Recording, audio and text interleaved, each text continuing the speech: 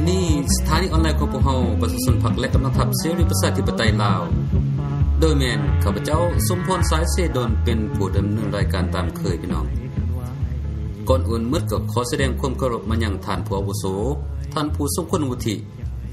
ขอแสดงความนับถือและฮักแพงมายังพ่อแม่พี่น้องเพื่อนมิตรท่านสุภาพสตรีและท่านสุภาพบุรุษทุกๆท่านที่ติดตามรายการเรดิโอออนไลน์ของพวกเฮามื้อนี้แม่นมื้อวันศุกร์วันที่23เดือนกันยายน2011ตรงกับแรม11ค่ำเดือน10พศ2554สำหรับวันนี้พวกเขามีบทความให้ชื่อว่าภาครัฐทำลายอนาคตของสาวหนุ่มลาวต่อไปเชิญติดตามรับฟังได้เลยภาครัฐสปป.ลาวมีเจตนาเบื่อเมาเยาวชนลาวให้กลายเป็นคนพิการทางด้านร่างกายและจิตใจซึ่งถือได้ว่าเป็นเจตนาอันลึกลับและหายแห้งที่สุดต่อชาวหนุ่มและเยาวชนลาวต่ออนาคตของชาติของลาวอีกด้วยคือภาครัฐบ่ส่งเสริมให้ลูกลาวหลานลาวได้มีโอกาสทำเรียนศึกษาบ่มีโอกาสได้ปิ่นปัวรักษาสุขภาพในยามเจ็บเป็นเหมือนกับลูกหลานจุ่มเจือวงตระกูลของคณะภาครัฐผู้มีอำนาจอิทธิพลเพราะว่ายามใดภาครัฐก็กันแกล้งจำแนกลูกหลานของประชาชนระบอบเก่าระบอบใหม่อย่างบ่มีวันลดละใดๆทั้งสิ้นเมื่อทบทวนขึ้นแล้วบ่เห็นว่าเวลาใดที่ภาครัฐจะส่งเสริมสาวหนุ่มเยาวชนให้ได้ประกอบส่วนในเวียกงานของศาสตร์ตามความรู้ความสามารถของเขาเจ้านอกจากการตัวยั่วหลอกลวงเอาเขาเจ้าไปกักขังและทำลายอนาคตของเขาเจ้าเท่านั้นเองบ่ว่าได้ขึ้นกำอำนาจภาครัฐก็เล็งตัวยั่วหลอกลวงเอาสาวหนุ่มนักเรียนนักศึกษาตามโรงเรียนประถมโรงเรียนมัธยมต่างๆในทั่วประเทศขึ้นไปเต้าโฮมกันไว้อยู่ที่โรงเรียนวัฒนธรรมกองทัพเขตทหารเวียงไส่โดยอ้างว่าเอาไปหำเรียนต่อในต่างประเทศเพราะระบบเก่าบ่ได้ส่งเสริมการศึกษาหำเรียนให้ชาวหนุ่มลาวและในที่สุดชาวหนุ่มที่ถูกตัวต้มไปเต้าโฮมอยู่เวียงไส่นั้นก็ถูกส่งไปเป็นทหารพันธะปลดปล่อยกัมพูเชียส่วนเหลือบางพวกก็ถูกส่งเข้าไปคุมขังอยู่คุกผาแดงและศพห่าวโดยอ้างว่าเป็นพวกหัวดื้อต้านพรรคต้านรัฐต้านการปฏิวัติและอีกพวกหนึ่งก็ส่งไปเลี้ยงงัวอยู่สันผู้ป่าห่างชายแดนแก้วและปลดปล่อยให้พวกเขาเจ้าเป็นประชาชนตามหมู่บ้านชนบทในแขวงหัวพันโดยอ้างว่าเป็นพวกเสียถาดขาดคุณส่วนสาวหนุ่มอยู่ในต่างประเทศเป็นต้นนักศึกษาที่เรียนอยู่ประเทศยุโรปจากฝรั่งเศสก็ถูกตัวยั่วให้กลับคืนเมื่อสร้างสาพัฒนาประเทศชาติร่วมกันมีนักเรียนนักศึกษาได้กลับคืนไปประเทศอย่างหลวงหลายหวังจะนำเอาความรู้ความสามารถของตนที่ศึกษาหำเรียนอยู่ในต่างประเทศนั้นเมื่อสร้างสาพัฒนาประเทศช่วยกันแต่เมื่อกลับคืนเมื่อแล้วภาครัฐก็บ่ได้ใส่ใจว่าจะสอกเวียกเฮ็ดงานทำตามทางควรโดยอ้างว่าต้องลงพื้นฐานไปลกกะดำหน้าไปตัดไม้ไงขอนไปขุดดินทางหญ้านำประชาชนเสียก่อนหลังจากปฏิบัติจินตนาการใหม่ไขประตูออกสู่โลกภายนอกปฏิบัตินโยบายเศรษฐกิจตลาดการค้าเสรีภาครัฐก็เล็งปฏิบัติการค้ามนุษย์ส่งเสริมและขยายกลไกอบายมุขเพื่อเบื่อเมาสาวหนุ่มลาวโดยการยุให้ลูกแสนล้านสาวของประชาชนหันเหไปนิยมการขายตัวทั้งเพศเป็นยิ่งบริการตามรีสอร์ทอยู่เวียงจันทน์ยามแลงจะเห็นรถตู้แวนดำขนเอาลูกแสนล้านสาวประชาชนข้ามไปหาเงินอยู่หนองคายพวกเพิ่นเอิ้นกันว่าสังคมชั้นสูงหากินน้ำหนักธุรกิจสิ่งต่างๆเหล่านี้มันแม่นญาติพี่น้องลูกเมียของคณะภาครัฐอยู่เบื้องหลังเพื่อดูดดึงเอานักธุรกิจผลงานของภาครัฐในด้านการค้ามนุษย์โดยการส่งเสริมกลไกอบายมุขนี้ได้มีการพัฒนาขึ้นไปอย่างหลวงหลายเต็มรูปแบบจะเห็นได้จากการมีหันเล็กหันน้อยขายน้ำขายเบียร์อยู่ตามเข้มทางเป็นสากบางหน้าขึ้นไปถึงบาร์เต้นล่ำห้านขายเหล้ารีสอร์ท มีการค้ายาเสพติดมีขึ้นอยู่ทุกคนทุกแห่งในทั่วประเทศยิ่งไปกว่านั้นการขยายเขตเศรษฐกิจพิเศษคาสิโนก็กำลังได้รับความสนใจจากภาครัฐอย่างออกหน้าออกตาภาครัฐบ่ได้เอาใจใส่ส่งเสริมให้เยาวชนชายหนุ่มหญิงสาวที่เป็นลูกหลานของประชาชนได้มีโอกาสรับการศึกษาหำเฮียนบ่มีโอกาสประกอบส่วนในการสร้างสาพัฒนาประเทศชาติตามความรู้ความสามารถของพวกเขาย้อนบ่มีเงินซื้อจ้างและบ่มีเส้นสายถึงจะได้รับการศึกษาสูงก็บ่มีความหมายดังที่พวกชายหนุ่มหญิงสาวฮู้กันอยู่ในปัจจุบันนี้ผู้ที่เรียนจบมัธยมอุดมหลายกว่า 50,000 คนบ่มีงานทำพวกเขาก็ได้กลายเป็นคนไปขายแรงงานอยู่ในต่างประเทศคือประเทศไทยมีถึง 400,000 คนในนั้น 60% เป็นผู้หญิงที่ต้องเสี่ยงกับการถือกลุ่มค้ามนุษย์บังคับให้ขายบริการทางเพศซึ่งมันนำความเสียหายหรือว่านำความเสื่อมเสียมาให้แก่พ่อแม่พี่น้องและเสื่อมเสียชื่อเสียงของชาติลาวคนลาวอีกด้วยนี่คือบทความภาครัฐทำลายอนาคตของชายหนุ่มหญิงสาวลาว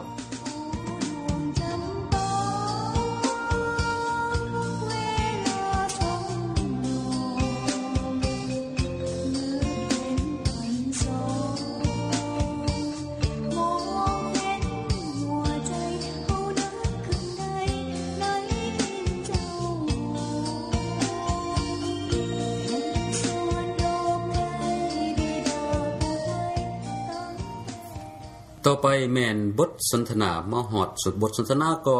คือเก่าเนาะสบายดีอาจารย์สบายดีเป็นหยังว่าชายหนุ่มหญิงสาว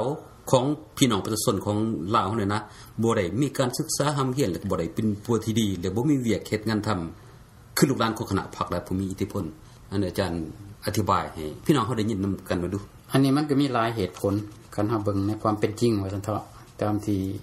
พวกเฮาได้เบิ่งในความเป็นจริงนำกันในปัจจุบันนี้ว่าซั่นเถาะโดยเฉพาะแม่นประชาชนอยู่ในเขตชนบทหั่นก็ลูกหลานบ่ได้เข้าโรงเรียนหลายกว่าพวกอยู่ในเมือง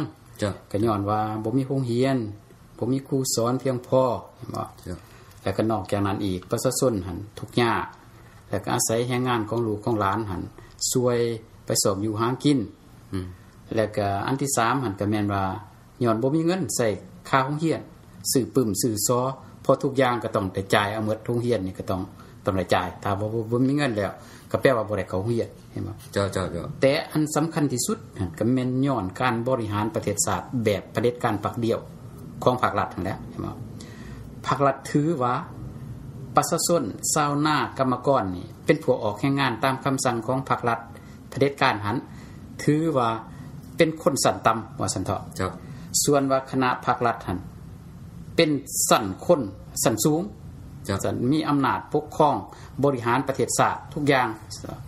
บัดนี้พวกเขาหั่นก็จะต้องส่งเสริมแต่ลูกหลานของพวกเขาให้มีสุขภาพดี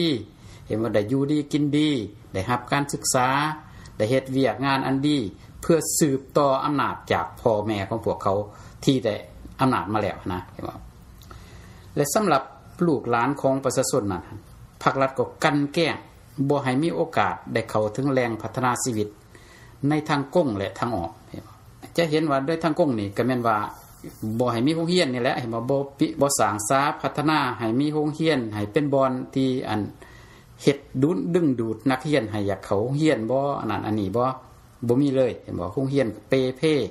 หลังคาก็บ่มีฝาประตูก็บ่มีในคูก็บ่เพียงบ่มีเห็นบ่แล้วก็แต่ปานนั้นก็ยังให้จ่ายค่าบ่เพียงแต่ว่าให้จ่ายค่าโรงเรียนเด้ยังมีการเก็บค่าบำรุงโรงเรียนแนวนั้นแนวนี้อีกทั้งที่ว่าโรงเรียนก็ยังสุดโทรมอยู่เพ่พังอยู่คือเก่านอกจากกันแกล้งทางกงแล้วก็ยังมีการกันแกล้งทางอ้อมอีกการกันแกล้งทางอ้อมนี่ก็คือหมายความว่าต้องสร้างสภาพแวดล้อมเฮ็ดให้ชายหนุ่มหญิงสาวของลูกหลานประชาชนได้กั่วกุกมั่วเมาอยู่นำการหลินการกินสูบฟินกินซ่าให้บ่ลินเที่ยวติดยาบ้าเฮโรอีนเฮ็ดให้เจ้าเสียผู้เสียคนไปบ่ให้มีสมาธิเสียทั้งร่างกายเห็นบ่อ่อนเพลียแล้วก็สมองก็บ่ปลอดโปร่งเห็นบ่คันสิสรุปนะก็แปลว่า ลูกหลานของประชาชนบ่ได้รับการศึกษาบ่ได้รับการศึกษาบ่ได้ปิ่นปัวบ่ได้มีเวียกเฮ็ดการทำคือลูกหลานของคณะภาครัฐหั่นย้อนว่าประชาชนลาวทั้งชาติหั่นนะยังขาดสิทธิเสรีภาพอยู่ภายใต้อำนาจเผด็จการพรรคเดียวที่บ่มีความเป็นธรรมหั่นเองเจ้าเห็นบ่อันนี้อยากสรุปใหญ่ๆให้จังซั่นได้เพราะว่าอาจารย์มันก็มีหลายอันนั้นอาจารย์การที่นั่นภาครัฐเบื่อเมาซ่อนนุ่มยิงสาวแบบนี้นะอันผลสะท้อนแนวบ่ดีที่มาให้แก่ประเทศชาตินี่นะมันจะเป็นจังได๋อยากให้อาจารย์อธิบายให้พี่น้องลาวเฮาได้ยินนํกันนั่นแหละว่าซั่นซะอันนี้ก็แน่นอนแล้วว่าซั่นเรื่องผลสะท้อนมันก็ต้องมีแหละบ่เพราะว่าประเทศชาตินี่บ่แม่นมันก็ต้องได้อาศัยสาวหนุ่มยิ่งสาวลูกหลานผู้เกิดใหม่ใหญ่รุ่นจะเป็นผู้สร้างสาอนาคตของประเทศชาติพวกผู้ใหญ่แล้วก็เฒ่าแก่ไปแล้วก็ตายไปตามธรรมชาตินี่แหละก็สิเว้าแล้วก็ได้เห็นบ่แล้วก็มีแต่อาศัยแต่ลูกหลานบัดนี้ถ้าว่าจะบ่ปั้วแป้งชีวิตของลูกหลานให้เป็นคนดีเห็นบ่กำกับนับษาบ่ได้ส่งเสริมให้เขาได้ศึกษาหำเฮียนมีความรู้ที่ดีมีสุขภาพเข้มแข็งสมบูรณ์เพื่อว่าให้เขาได้กลายเป็นคนที่ดีในการบริหารประเทศชาติขั้นต่อไปหั่นเวลานั้นประเทศชาติมันก็บ่มีความหมายและก็ถูกผู้อื่นมาอันรบกวนลาวีได้ง่ายๆเห็นบ่ฉะนั้นจังว่าการที่บ่ส่งเสริมสาวหนุ่มให้ได้รับการศึกษาให้มีสุขภาพแข็งแรงดีให้เป็นคนดีมีศีลธรรมก็เท่ากับว่าเป็นการทำลายศาสตร์ของตนเองทั้งในระยะสั้นและระยะยาวคือที่ภาครัฐเฮ็ดอยู่ในปัจจุบันนี้แหละบัดนี้ปัจจุบันนี้นะถ้าเฮาเบิ่งรวมแล้วนะถ้าในเมื่อว่าสาวหนุ่มลูกหลานของลาวเป็นเจ้าของประเทศชาติบ่ได้ส่งเสริมให้มีความรู้ความสามารถในการประกอบเวียกงานแล้วก็หลีกบ่พ้นที่ว่าต่างชาติจะเข้ามายึดเอาเวียกเฮ็ดงานทำครับ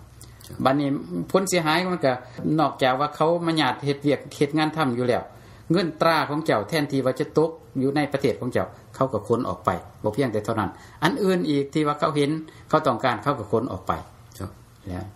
ปัจจุบันนี่นะแผนการเบื่อเมาสาวหนุ่มนี่ของภาครัฐนี่โดยการขยายกลไกอบายมุขของเพิ่นนี่นะแม่นได้รับการพัฒนาไปอย่างกว้างขวางบัดนี้มันกว้างขวางเท่าใดมันก็แฮงเฮ็ดให้สาวหนุ่มหญิงสาวเสียหายเท่านั้นซะตัวเห็นบ่จากบ่อนเฮ็ดมีรีสอร์ทต่างๆยั่วเอาลูกแสนล้านสาวไปเป็นหญิงบริการเจ้านายของเพิ่นเห็นบ่บำเรอเพิ่นเห็นบ่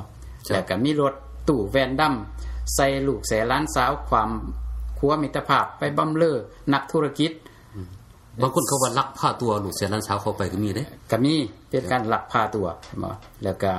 การลักพาตัวนี่มันก็มีและมันก็นอนอยู่ในอันรูปการฆ่ามนุษย์นี่ทั้งหมดนี่แหละเห็นบ่ให้แต่ลูกหลานคนลาวของเฮา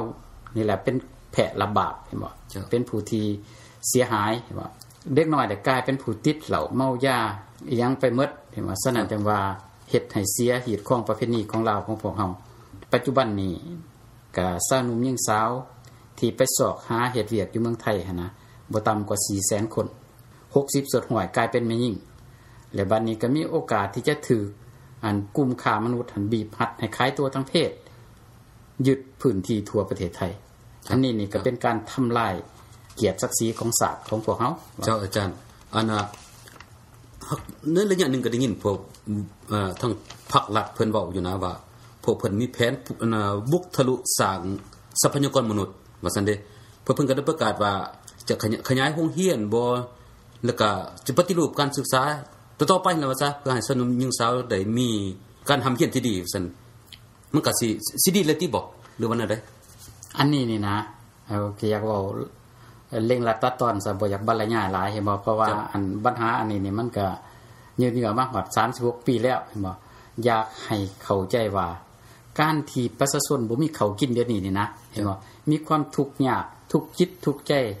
ย้อนว่าลูกเต้าได้กลายเป็นคนสูบฟินกินซ่าเสียถาดขาดคุณไปหมดนี่ย้อนว่าประชาชนหั่นน่ะเชื่อมั่นภาครัฐอย่างใต้ใจหั่นแหละเห็นบ่เพราะว่าภาครัฐบอกว่าโอ้เพิ่นรักชาติรักประชาชนบัดนี้ว่าถ้าเชื่อตามคำโฆษณาของภาครัฐนี่นะเชื่อไปฮอดมื้อใดก็แม่นสิบ่มีข้าวกินฮอดมื้อนั้นแหละเห็นบ่เห็นบ่อันนี้อยากให้เข้าใจว่าซั่นฉะนั้นจังว่าการที่จะขยายโรงเรียนหรือปฏิรูปการศึกษาภาครัฐ ถ้าเฮ็ดก็มีแต่เล็งใส่พัฒนาสาวหนุ่มให้มีจิตใจขับแคบเห็นแก่ตัวให้ฮักและบูชาสังคมนิยมเวียดนามอยู่ในลาวเห็นบ่ให้เกียรติสั่งผู้นั้นเกียรติสั่งผู้นี้ก็มวยใส่กันอยู่คือท่านดร.กำเผยเว้าอยู่ในสภาแหละเห็นบ่บ่แม่นว่าจะสร้างคนให้ไปสู่ประชาธิปไตยให้มีการเคารพนับถือช่วยเหลือซึ่งกันและกัน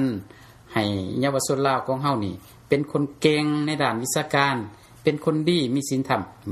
เพิ่นบ่ได้คิดแนวนั้นฉะนั้นการที่โฆษณาว่าจะต้องมีการขยายโรงเรียนบ่หรือว่าปฏิรูปการศึกษา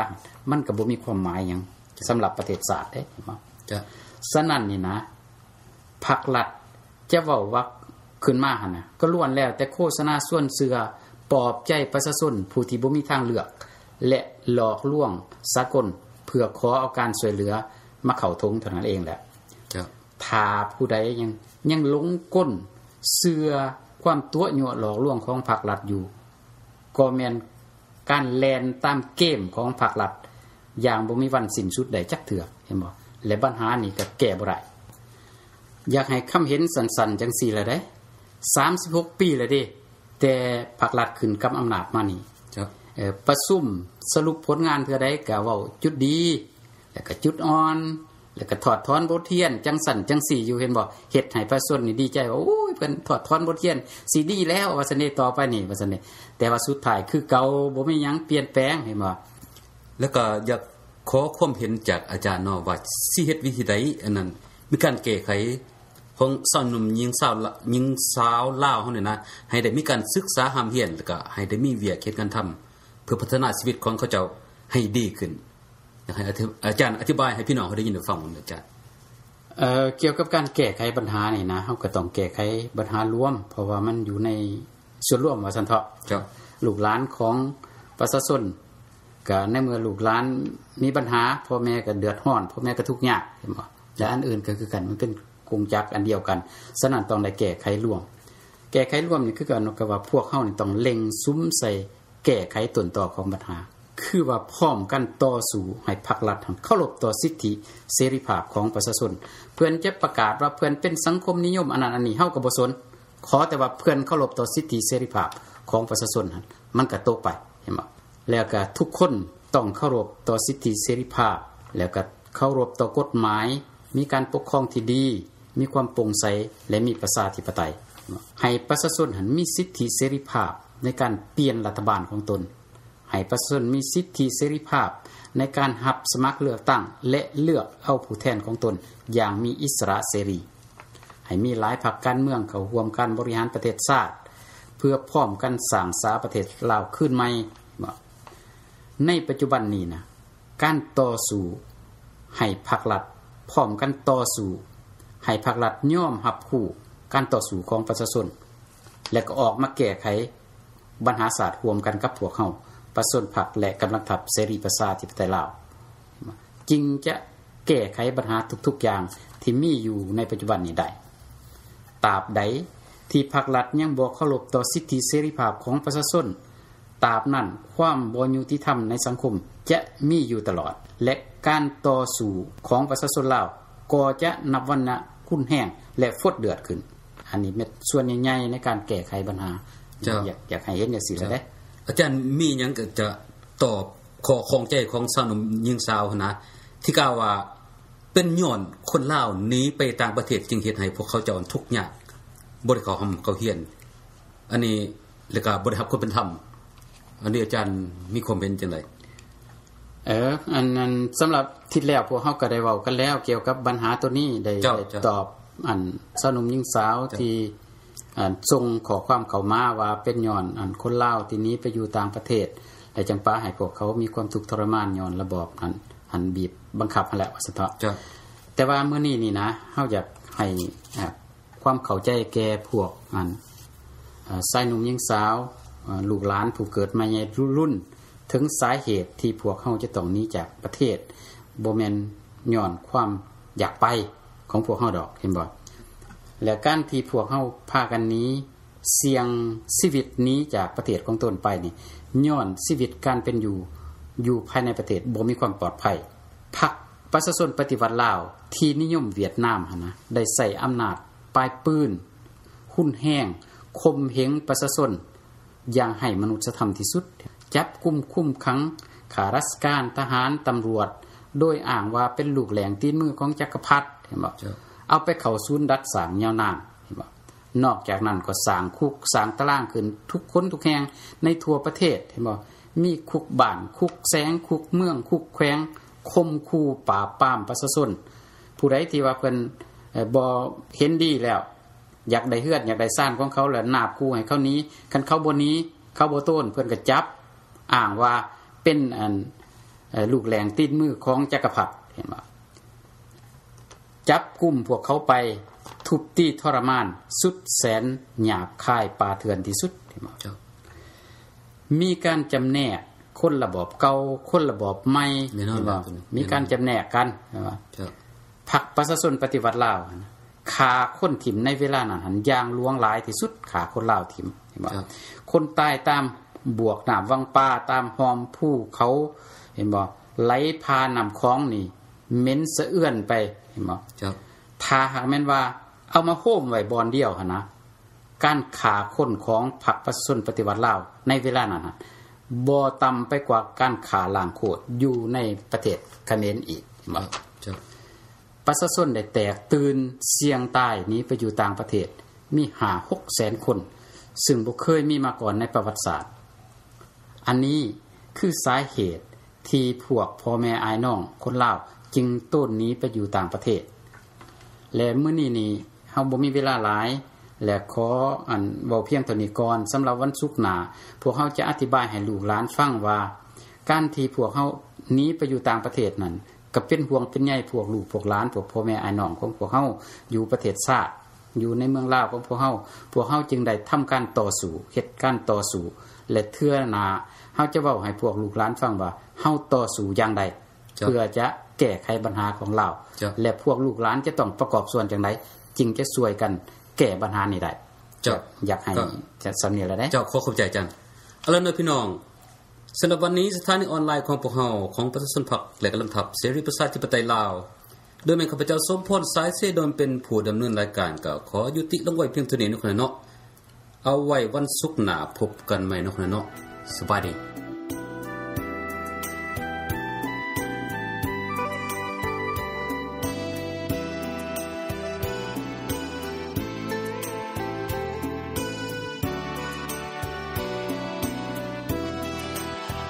จดหมายน้อยเขียนเป็นห้อยตัวน้อยและใหญ่ผู้ทันใดว่าแม่นผู้ใดเขียนมาพี่น้องเฮาเองพูดอยากอยู่บ้านนาอึดเข้าน้ำถามป้าจะเขียนมาขอเงินใหม่ได้หลับแล้วทั้งดีใจทั้งเป็นทุกข์ที่บอกว่าก็พอต้องฝากเงินไปซื้อข้าวสารกินหมดแล้วขอมาใหม่ถ้าเฮาบ่ส่งให้ไปก็ย่านเพิ่นอึดข้าวกินขอยอมมือเงินที่ส่งมาให้เป็นทุนนะอย่าไปซื้อข้าวสารกินให้ซื้อข้าวปลูกแล้วมาหว่านลงดินผู้จักทำมาหากินบ่แม่นหมดแล้วขอมาใหม่ถ้าขอนี้แทนใจมาให้ข่าวพี่น้องเฮาฟังแล้วอย่าได้น้อยใจที่ห้องเพลงมาก็เพราะเป็นห่วงเป็นใยโปรดจงได้เข้าใจเงินทำหายากเหมือนกัน